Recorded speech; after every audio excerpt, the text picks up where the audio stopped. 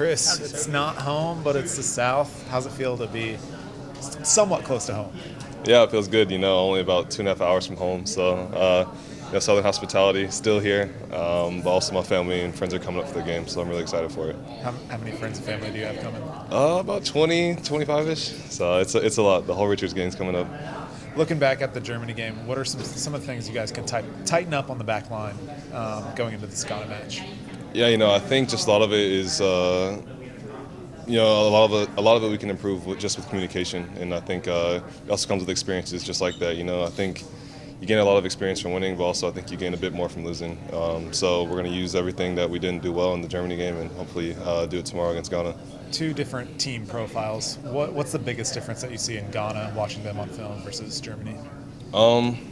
I don't know. I think Germany, Germans are kind of known for being very disciplined in whatever they do, and so I think Ghana might be a bit more of an open game. But yeah, I think it's just like you said, two different styles of plays that we just have to be ready to play against. How big are these friendlies in terms of building what you want this team to ultimately look like?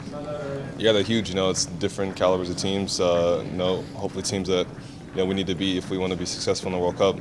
I think the more experiences we get playing against top teams like this, it'll help us in the long run. The national team has increasingly played matches here in Nashville, but this is the first time in this building.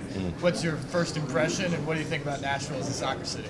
Yeah, the stadium's dope. It was my first time seeing it, so it looks really nice. And of course, Nashville's a soccer city. You kind of heard from the last few times the national teams come here, and you just see it through the MLS season that they're kind of turning into a hotbed. So we're really looking forward to playing here.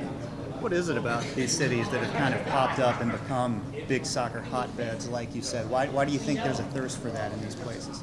I think Americans are starting to realize that soccer is kind of the universal sport, and I think kind of finding these pockets that aren't necessarily tapped by American football or basketball, I think it's a perfect place to kind of turn into a soccer hotbed.